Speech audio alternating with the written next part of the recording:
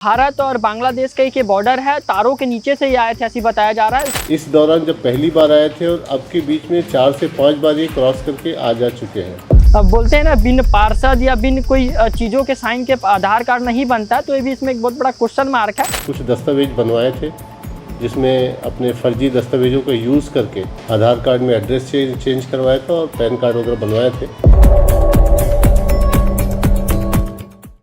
दुर्ग police को बड़ी सफलता मिली। अगर सफलता बताऊं तो 2 बांग्लादेशी नागरिकों को दुर्ग पुलिस ने पकड़ा है और युवक का नाम रसेल शेख बताया जा रहा है, युवती का नाम साइदा खातून बताया जा रहा है। अगर ये बात करें कि किस तरह से भारत में प्रवेश करे थे, तो बोंगा बॉर्डर भारत और बांग्लादेश का एक बॉर्डर है, तारों के नीचे से ये आए थे, ऐसी बताया जा रहा है। उसके बाद ये थाने मुंबई पहुंचते हैं।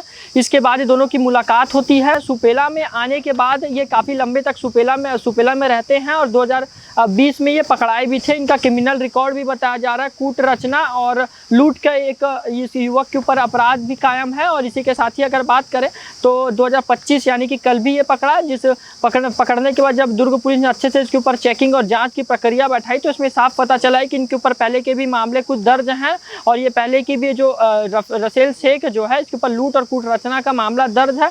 कोर्ट और न्यायालय में इसमें अगर बात करें तो याचिका वगैरह लगी हुई है, डिपोर्ट की याचिका लगी हुई है। इसी के साथ ही जब आज पकड़ाया तो इसमें और चीज़ों की जांच हुई, तो जांच में साफ बांग्लादेशी पासपोर्ट, बांग्लादेशी दस्तावेज मिले हैं, फर्जी आधार कार्ड के माध्यम से आए थे। मगर अगर बात करें, इसमें सबसे बड़ा विषय है कि आधार कार्ड फर्जी कहाँ से बन रहा है। और हालांकि बोलते हैं ना, बिन पार्षद या बिन कोई चीज़ों के साइन के आधार कार्ड नहीं बनता, तो ये भी इसमें एक बहुत बड़ा क्वेश्चन मार्क है।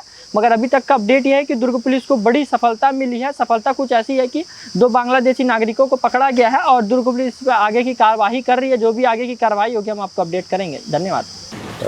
STF जो अप्रवासी, अवैध रूप से रहने वाले अप्रवासी है, उनके पहचान और कार्यवाही हेतु जो STF गठित की गई थी, आपको ज्ञात होगा कि 2 दिन पहले एक कार्रवाई हुई थी और पुनः 2 बांग्लादेशी जो अवैध रूप से भारत में निवासरत थे, उन पे कार्रवाई की गई है और BNS की धाराओं में और साथ ही पासपोर्ट एक्ट और फॉरेनर्स एक्ट के तहत भी इसमें कार्रवाई हुई है।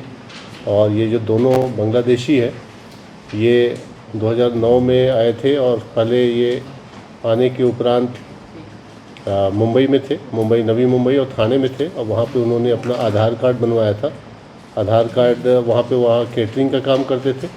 उसके बाद 2017 के आसपास ये सुपेला आए थे और यहाँ पे काम करते थे।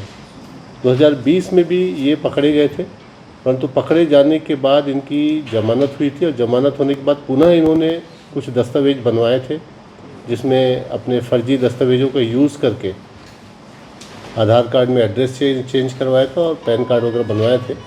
और चेकिंग के दौरान ये पुनः पकड़े गए हैं और इन पे कार्रवाई की जा रही है। ये 2 लोग हैं? हाँ, ये 2 लोग हैं जो पति पत्नी के रूप में रह रहे थे, आपस में शादी कर लिए हैं और दोनों की ही आइडेंटिटी बांग्लादेश के नागरिक के रूप में हुई है।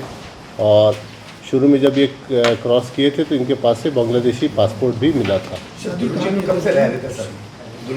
दुर्ग जिले में 2017 से इनके रहने की जानकारी प्राप्त हुई है और सुपेला क्षेत्र में रहते थे। अभी भी ये कॉन्ट्रैक्टर कॉलोनी सुपेला से ही पकड़े गए हैं। यहाँ पे कोई आपराधिक गतिविधियाँ इनकी है?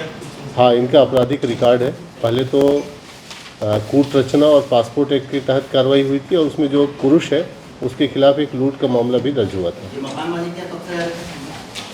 वो विवेचना का विषय है। जो मकान मालिक वर्तमान में है वो उसका देहांत हो चुका है और उनके परिवार वाले ही हैं और पिछले 2-3 माह से किराया भी नहीं दिया था। तो क्या इसके द्वारा जानकारी दी गई थी, किरायानामा वगैरह भेजा गया था, ये भी विवेचना उस पर की जा रही है। सर 2020 में किस केस में गिरफ्तार किए गए थे? 2020 में भी फॉरेनर्स एक्ट और कूट रचना की धाराओं में गिरफ्तार किया। सर ये लूट का जो सर आपने बताया कि 2020 के बाद जब इनको गिरफ्तार किया था, जमानत होने के बाद फिर से इन्होंने कूट रचना अपने दस्तावेज की थी, वो कहाँ पर की थी? वो कूट रचना यही की थी दुर्ग में। इसीलिए धाराएं जो है कूट रचना की लगी है। ये अंतर्राष्ट्रीय बॉर्डर में कुछ ऐसे पॉइंट्स हैं जहाँ पे फेंसिंग नहीं है, उन पॉइंट्स के जरिए आते हैं और इस दौरान जब पहली बार आए थे और अब के बीच में 4 से 5 बार ये क्रॉस करके आ जा चुके हैं। सर जैसे इनकी गिरफ्तारी होती है या जमानत होती है, उसके बाद इनको बॉर्डर को भेज दिया जाता है कि फिर यहाँ देखिए ये कॉम्प्लेक्स प्रक्रिया है। इसमें निर्देश ये है कि जो भी ट्रायल चलता है न्यायालय का ट्रायल चलने के उपरांत इनका डिपोर्टेशन होता है। और अभी भी वो जो केस 2020 का है उसका न्यायालय में ट्रायल चल रहा है। तब तक दरमियान ये यहीं रहेंगे इसके मतलब? अब वो न्यायालय के निर्देश पे होता है। न्यायालय अगर चाहे तो उनको जेल में ही रख सकती है, चाहे तो डिटेंशन सेंटर भी भेज सकती है, और चाहे तो डिपोर्ट करने के लिए भी बोल सकती है। इस केस में न्यायालय ने ऐसा कोई आदेश नहीं दिया है। सर एक बार फिर बांग्लादेशी घुसपैठिया जो है सामने निकल के आई है, क्या है पूरा मामला? 2 बांग्लादेशी अप्रवासी पकड़े गए हैं जो बिना वैध कागजात के सुपेला क्षेत्र में रह रहे थे, और ये 2017 से यहाँ पे निवासरत थे। उससे पहले 2009 में ये आए थे बांग्लादेश की सीमा को अवैध रूप से क्रॉस करके, और ये मुंबई में काफ़ी समय तक रहे। वहाँ पे उन्होंने आधार कार्ड भी बनवाया था। ये दोनों पति पत्नी के रूप में रह रहे थे, और इन्होंने नाम भी, जो महिला ने अपना नाम जो शेख खातून था उस अपना नाम बदल के ज्योति रख लिया था। और वो सूचना मिलने पे एसटीएफ ने तथ्यों को तस्दीक किया, और उसके आधार पे कूट रचना, जालसाजी और साथ ही फॉरेनर्स एक्ट और पासपोर्ट अधिनियम, इन धाराओं में इस पर कार्रवाई की गई। सर कोई संदिग्ध दस्तावेज बरामद हुए? यहाँ इनसे दस्तावेज मिले हैं, और उसमें उनके पैन कार्ड, आधार कार्ड जो बनवाए थे वो है, और साथ ही कुछ पश्चिम बंगाल के भी दस्तावेज हैं, उनका विश्लेषण किया जा रहा है। सर जब ये पहली बार आए थे तो क्या वीज़ा लेकर आए थे? पहली बार जब आए थे तो इनके पास पासपोर्ट और वीज़ा था, परंतु उसकी अवधि सीमित अवधि की थी। उसके ख़त्म होने के बाद भी ये मौजूद थे।